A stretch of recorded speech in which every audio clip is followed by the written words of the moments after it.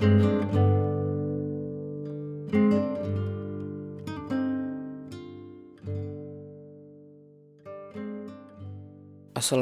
warahmatullahi wabarakatuh. Halo sahabat, kembali lagi di Senja Islami. Pada kesempatan kali ini saya akan mengisahkan sebuah kisah yang sangatlah menarik, yaitu tentang keutamaan sakit. Sahabat semua pastinya pernah mengalami yang namanya sakit. Ternyata sakit sendiri ada keutamaannya di dalam agama Islam.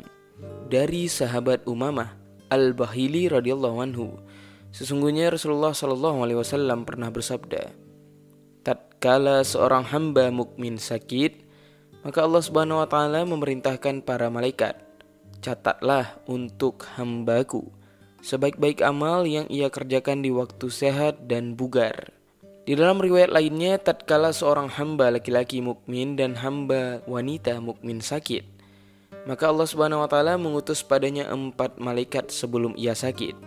Lalu Allah Subhanahu wa taala memerintahkan salah satu daripada 4 malaikat itu untuk mengambil kekuatannya. Malaikat pertama itu pun mengambil kekuatannya atas perintah Allah Subhanahu wa taala. Maka ia pun kemudian menjadi lemah. Lalu Allah memerintahkan malaikat kedua untuk mengambil lezatnya makanan daripada mulutnya. Allah memerintahkan malaikat ketiga untuk mengambil cahaya wajahnya. Maka ia pun menjadi pucat wajahnya. Dan Allah Subhanahu wa taala memerintahkan malaikat keempat untuk mengambil semua dosa-dosanya. Maka ia pun menjadi suci daripada dosa-dosanya. Lalu tatkala Allah Subhanahu wa taala menghendaki untuk menyembuhkannya, maka Allah Subhanahu wa taala memerintahkan malaikat yang mengambil kekuatannya untuk mengembalikan kekuatan itu kepadanya. Allah memerintahkan malaikat yang mengambil lezatnya makanan untuk mengembalikan lezatnya makanan itu darinya. Allah memerintahkan malaikat yang mengambil cahaya wajahnya untuk mengembalikan cahaya wajah itu kepadanya. Dan Allah Subhanahu wa taala tidak memerintah malaikat yang mengambil dosanya untuk mengembalikan dosa kepadanya. Tersungkurlah malaikat keempat dalam keadaan bersujud kepada Allah Subhanahu wa taala. Lalu ia berkata, wahai Tuhanku, kami adalah 4 malaikat dalam melaksanakan perintahmu. Engkau memerintahkan mereka, yaitu ketiga malaikat tersebut, untuk menyerahkan apa yang telah mereka ambil darinya. Lalu mengapa engkau tidak memerintahkanku ya Allah, untuk mengembalikan padanya dosa-dosa yang telah aku ambil? Sahabat, Allah Subhanahu wa taala kemudian menjawab pertanyaan malaikat tersebut.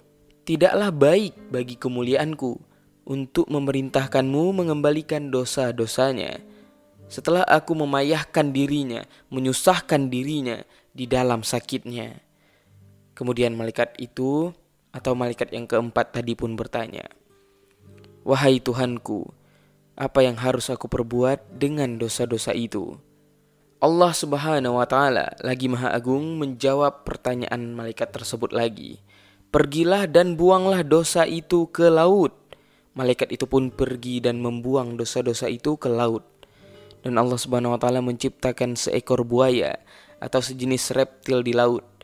Di dalam laut daripada dosa-dosa itu, jikalau hamba itu pergi menuju akhirat, maka ia keluar daripada dunia dalam keadaan suci daripada dosa-dosanya.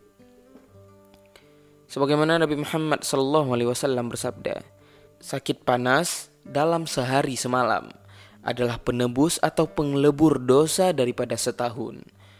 Sangat luar biasa keutamaan ketika kita sakit dan manfaatnya. Sahabat, ada sebuah kisah lainnya terkait topik pada pembahasan kita kali ini. Dikisahkan sesungguhnya pada masa Bani Israel ada seorang yang fasik lagi durhaka dan ia tidak bisa mencegah kefasikannya. Sedangkan penduduk kotanya merasa lemah atau tidak mampu untuk menolak kefasikannya. Mereka pun berdoa merendahkan diri kepada Allah Subhanahu wa taala. Lalu Allah Subhanahu wa taala memberikan wahyu kepada Nabi Musa alaihissalam. Sesungguhnya di dalam Bani Israel ada seorang pemuda yang fasik. Maka usirlah ia dari kota mereka, sehingga api neraka tidak terjatuh pada mereka. Kemudian datanglah Nabi Musa alaihissalam dan mengusirnya. Pemuda itu pun pergi ke sebuah desa dari beberapa desa. Lalu Allah Subhanahu wa taala memerintahkan Nabi Musa kembali untuk mengusirnya daripada desa itu. Nabi Musa alaihissalam pun mengusirnya dari desa tersebut. Keluarlah pemuda itu ke padang pasir dan tempat yang di dalamnya tidak ada makhluk hidup, tidak ada burung, dan tidak ada hewan buas sama sekali. Sahabat, kemudian pemuda itu pun terjatuh sakit di padang pasir itu. Dan tiada seorang pun yang menolongnya. Terjatuhlah ia di atas tanah. Dan kemudian ia berkata di dalam sakitnya, "Wahai Tuhanku, jikalau ada ibuku di sisi kepalaku, niscaya ia akan mengasihaniku." Dan menangis karena tempat hinaku. "Jikalau ayahku hadir di sisiku, ya Allah, niscaya ia akan menolongku, memandikanku, dan mengafaniku. Jikalau istriku ada di sisiku, niscaya ia akan menangis karena perpisahanku. Jikalau ada anak-anakku di sisiku, niscaya mereka akan menangis di belakang jenazahku dan berdoa, 'Ya Allah, ampunilah ayah kami yang sedang diasingkan, yang sedang lemah, bermaksiat, fasik, lagi diusir dari kota satu ke kota lainnya, dari satu kota ke desa, dari desa ke padang pasir. Ia keluar daripada dunia ke akhirat dalam keadaan putus asa dari segala sesuatu kecuali dari rahmat-Mu, ya Allah.' Pemuda itu pun berkata, 'Ya Allah, jika Engkau telah memutusku dari ibuku, anak-anakku, dan istriku, maka janganlah Engkau memutuskanku dari rahmat-Mu, ya Allah. Dan jikalau Engkau telah membakar hatiku dengan perpisahan mereka, maka janganlah Engkau membakarku di dalam api neraka-Mu karena maksiatku.' Sahabat, kemudian Allah Subhanahu wa taala mengutus kepadanya seorang bidadari dengan sifat yang mirip seperti ibunya, seorang bidadari dengan sifat seperti istrinya, seorang ghilman, para pelayan kecil daripada surga dengan sifat yang mirip seperti anak-anaknya. Kemudian Allah Subhanahu wa taala mengutus seorang malaikat dengan sifat yang mirip ayahnya.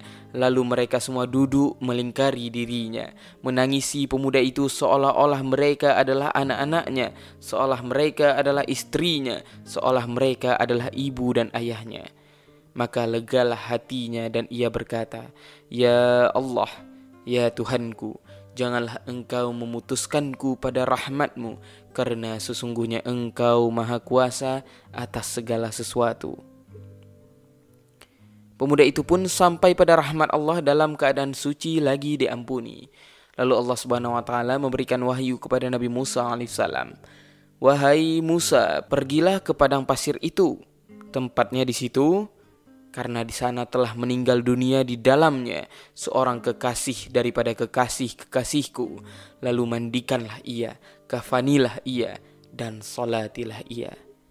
Ketika Nabi Musa alaihissalam telah datang ke tempat itu, maka ia pun melihat seorang pemuda yang telah ia usir daripada kota dan dari desa atas perintah Allah Subhanahu wa taala. Lalu Nabi Musa alaihissalam pun bertanya, 'Wahai Tuhanku, bukanlah ia pemuda fasik itu yang mana aku telah mengusirnya dari kota atas perintah-Mu, ya Allah?' Allah Subhanahu wa taala kemudian menjawab, 'Iya, wahai Nabi Musa, namun aku telah merahmati dan mengampuninya karena ia merintih di dalam sakitnya, dan karena ia berpisah dari tanah air, kedua orang tua, anak-anak, dan istrinya. Aku telah mengutus kepadanya seorang bidadari dengan sifat ibunya. Aku mengutus seorang malaikat dengan sifat ayahnya sebagai bentuk rahmatku kepadanya atas tempat hina di dalam pengasingannya. Tatkala pemuda yang terasingkan itu meninggal dunia, maka penghuni langit dan penghuni bumi menangisinya sebagai bentuk rahmat kepadanya. Maka bagaimana aku tidak merahmatinya, wahai Musa, sedangkan aku adalah zat yang paling pengasih daripada semua pengasih. Wallahu a'lam bishawab. Sahabat, jadi janganlah kita berputus asa dan merasa kecewa atas cobaan yang diberikan Allah kepada kita, terutama ketika kita sedang dalam kondisi yang sakit dan tidak sehat tubuh kita. Oleh karenanya, ketika kita sedang sakit, perbanyaklah beribadah dan perbanyaklah mengingat Allah Subhanahu wa taala.